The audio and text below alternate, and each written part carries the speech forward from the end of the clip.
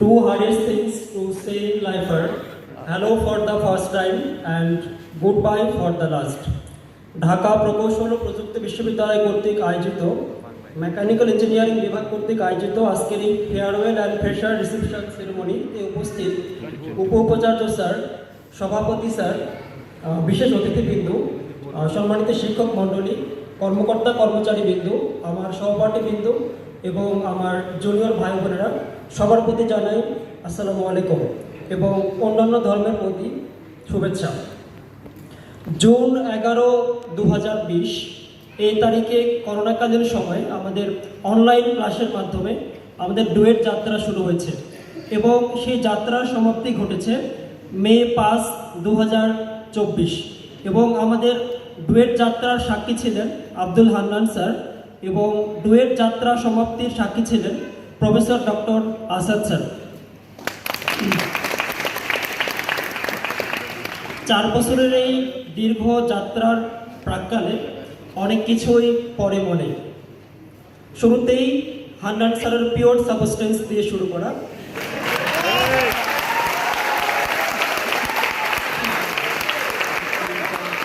কিংবা প্রফেসর কে কে স্যারের machine design কোর্সটি, আসাদ স্যারকে দেখে মনে পড়ে সায়েন্টিফিক ম্যানেজমেন্ট থিওরি, অথবা আফরোজ স্যারের সেই বিখ্যাত হিউম্যানিটির সেই ডেফিনেশনটি, জয়নাল স্যার মানেই মনে হয় রেফ্রিজারেশন, মনে পড়ে কামরুজ্জামান স্যারের ক্লাসে তার বাস্তবে ঘটে যাওয়া বিভিন্ন ঘটনা দিয়ে ক্লাস শুরু করা এবং কোর্সের সব থেকে মূল্যবান কথাটা দিয়ে ক্লাস শেষ করা। হিমাংশু স্যারের কথা মনে পড়লেই মনে পড়ে হিট ট্রান্সফার সিটিতে হিট অ্যান্ড মাস ট্রান্সফারের সেই ম্যাথটি।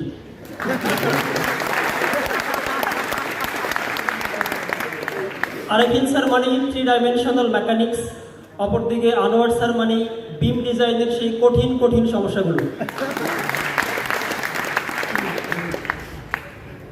নাইম স্যারের কথা মনে পড়লেই মনে পড়ে তার স্লাইডের শেষের কোটেশনগুলো, যেগুলো আমাদের জীবনের জন্য সত্যি অনুপ্রেরণাদায়ক হয়ে থাকবে।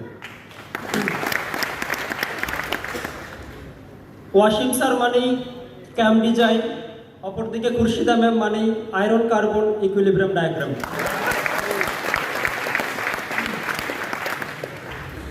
এখনো মনে পড়ে 3-1 এর হিট ট্রান্সফার সিটিতে মোস্তাক স্যারের রেডিয়েশনের সেই 12 মার্কের ডেফিনেশন, কিংবা 4-1 এর সেমিস্টার ফাইনালে মোস্তাফিজ স্যারের সেই রোমান্টিক টেলিভিশন দেখার ম্যাথটি।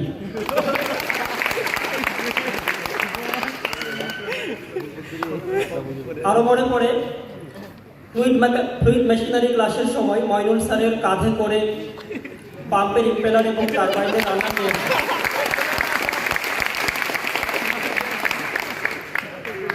অপরদিকে বিপ্লব স্যারের সেই সলিড ওয়ার্কের সেই অ্যাসাইনমেন্টগুলো,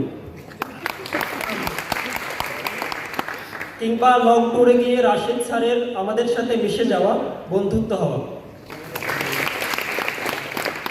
মাহবুব স্যারের কথা মনে পড়লেই মনে পড়ে নিউ মেডিকেল প্রথম সিটিতে সবার 0 পাওয়া, 2 জনের 22 পাওয়া।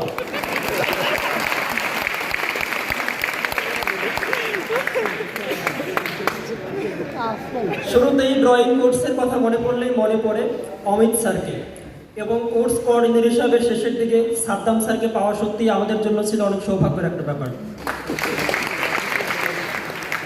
পরিশেষে আমাদের ভার্সিটির প্রোগ্রামগুলো শুরু হয় মূলত সকাল 8টায় সিটির মাধ্যমে এবং সিটি দিতে গিয়ে হচ্ছে আমরা যাদের দেখি তাদের নামগুলো মেনশন করছি, ওসমান স্যার, শরীফ স্যার এবং আমাদের বি সেকশনে সাইফুল্লাহ মাহমুদ স্যার।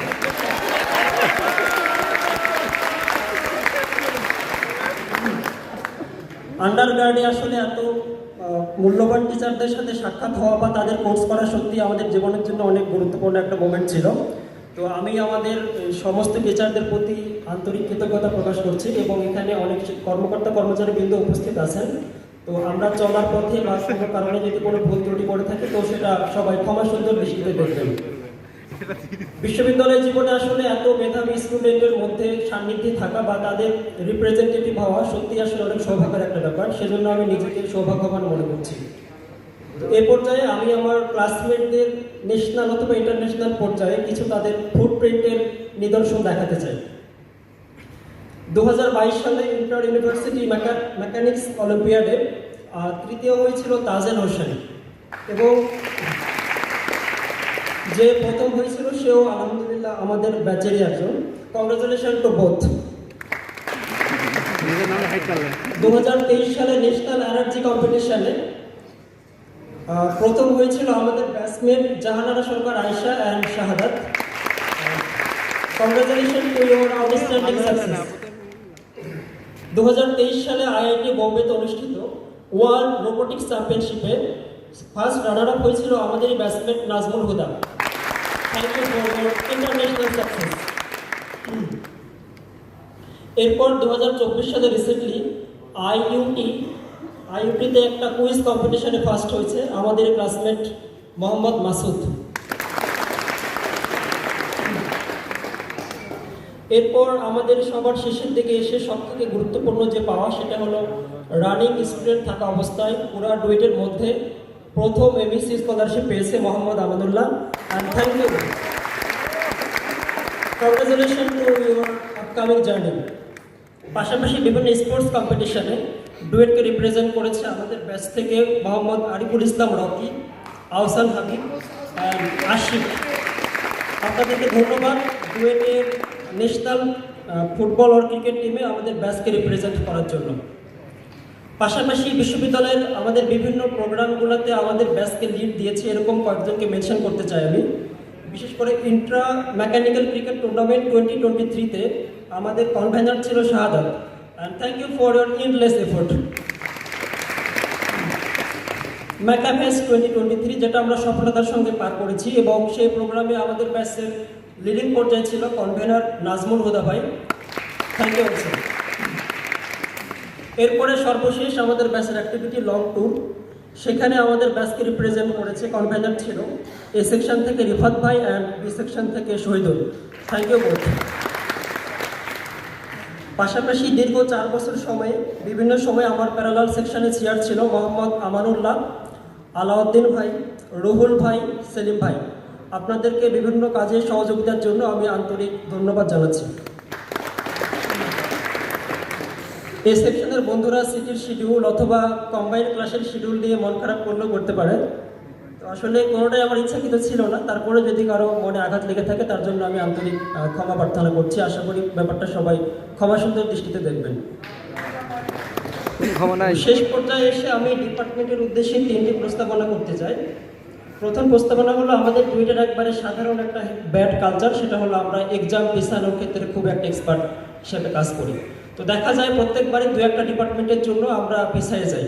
তো সেই ক্ষেত্রে আমি এখানে হেড স্যার আছেন, তো আমি অনুরোধ করবো স্যারকে যদি সম্ভব হয় তাহলে মেকানিক্যাল ডিপার্টমেন্ট যেন পুরো আলাদা একটা এক্সাম নেওয়া হয়।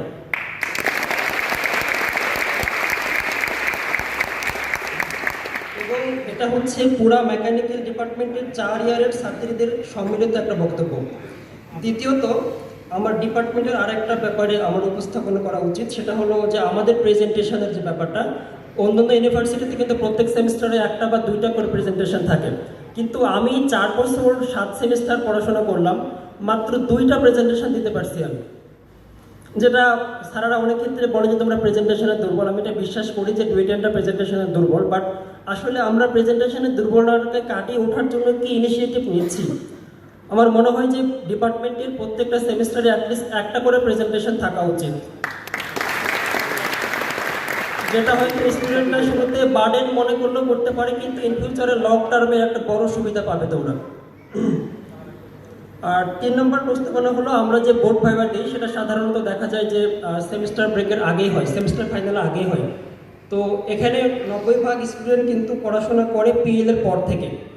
তো সেক্ষেত্রে তারা ভাইভা বোর্ডে কিন্তু 0 এক্সপেকটেশন বা অলমোস্ট সরি স্যার এই টাইপের এক্সপেকটেশন নিয়ে যায়, এবং আসলে তাদের ভাইভা দেওয়ার যে মুখ্য উদ্দেশ্য সেটা হয়তো ফিল আপ হয় না। তো সেক্ষেত্রে আমি স্যারদের রিকোয়েস্ট করবো যেন বোর্ড ভাইভাটি ফাইনাল এক্সামের পরের দিন নেওয়া হয়। তো সেই ক্ষেত্রে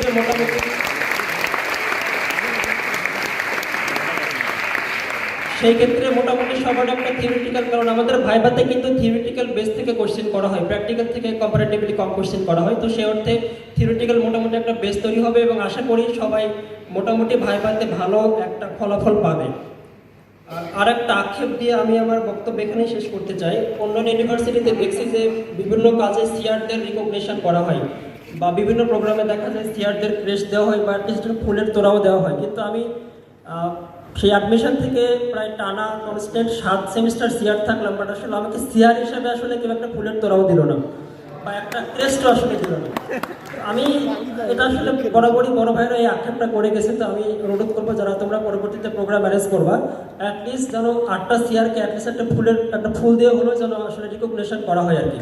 আমি ফার্স্ট বয় হিসাবে ওর কথা বলতেছি না, আমি জাস্ট ক্লাস রিপ্রেজেন্টেটিভকে রিকগনিশন করা তার কথা বলতেছি।